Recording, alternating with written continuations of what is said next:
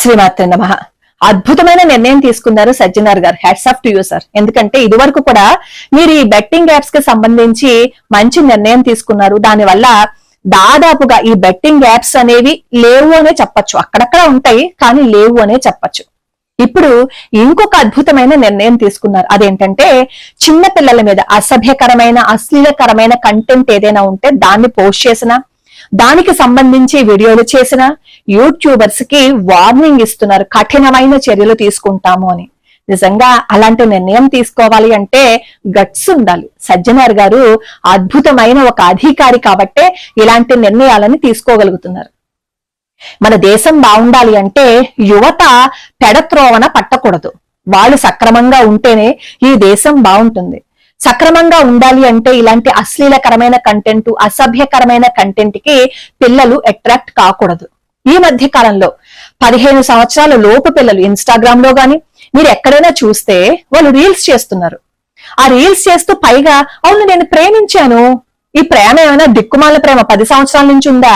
అసలు 10 సంవత్సరాల నుంచి ప్రేమించామని అనుకున్న వాళ్ళే విడాకులు తీసుకుని విడిపోతున్న ఈ కాలంలో 2 రోజుల్లోనే ప్రేమ, 2 రోజుల్లోనే పెళ్లి, 2 రోజుల్లోనే విడాకులు. అసభ్యకరంగా అవును నేను ప్రేమించాను తప్పేంటి అంటూ ఇంటర్వ్యూలు ఇస్తున్నారు. అసలు అలాంటి వాళ్ళు ఏం సాధించారని కొన్ని ఛానల్స్ అలాంటి వాళ్ళని ఇంటర్వ్యూస్ చేస్తున్నాయి. నేను ఒక వీడియో చూశాను. అందులో ఒక అబ్బాయి, చిన్న అబ్బాయి, వాడికి 9 ఏళ్ళు ఉంటాయేమో, అతన్ని ఒక యూట్యూబర్ అడుగుతున్నాడు. ఒక ఛానల్ అతను, ప్రేమించావా, ఎప్పుడు పడేశావు, ఎప్పుడు పడిపోయింది, ఇవా అడగవలసిన మాటలు. చిన్న పిల్లల్ని మనం ఎలా తీసుకువెళ్ళాలి, వాళ్ళ దగ్గర నుంచి మనం ఏం ఆశించాలి అనేది మనకి తెలియకుండా ఉంటే ఇలాంటి మాటలే కదా మాట్లాడతాం.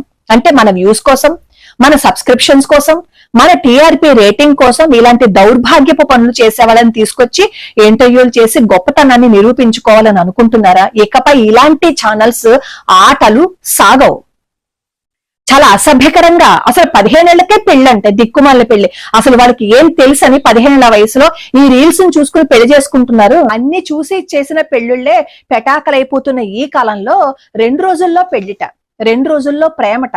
ఈ చట్టా పట్టాలు వేసుకుని రోడ్డు మీద తిరుగుతుంటూ ముద్దులు పెట్టుకోవటమును, కౌగిలించుకోవటం, ఇలాంటి దరిద్రపు కొట్టి వీడియోస్ అప్లోడ్ చేస్తున్నారు. చాలా మంచి డెసిషన్ తీసుకున్నారు సార్. దీనితో పాటుగా ఇంకొక డెసిషన్ కూడా తీసుకోండి. అదేంటంటే ఈ చిన్న పిల్లల్ని అసభ్యకరంగా అశ్లీలంగా చూపించే కంటెంట్ మాత్రమే కాదు, అలాగే అసభ్యకరంగా వ్యక్తిత్వ దూషణ చేస్తున్నారు. వాళ్ళు ఏం చెప్తారు అంటే వీడియోస్ లో వాళ్ళ పేరు పైకి చెప్పరు, చెప్పడానికి దమ్ముండదు కదా, అందుకని పేరు పైకి చెప్పరు.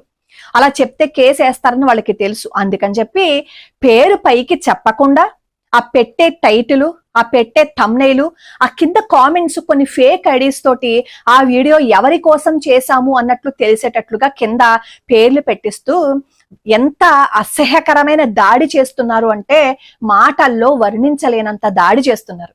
ఇలా దాడి చేసిన వాళ్ళలో మగవాళ్ల కంటే కూడా ఆడవాళ్లు ఎక్కువగా ఉన్నారు.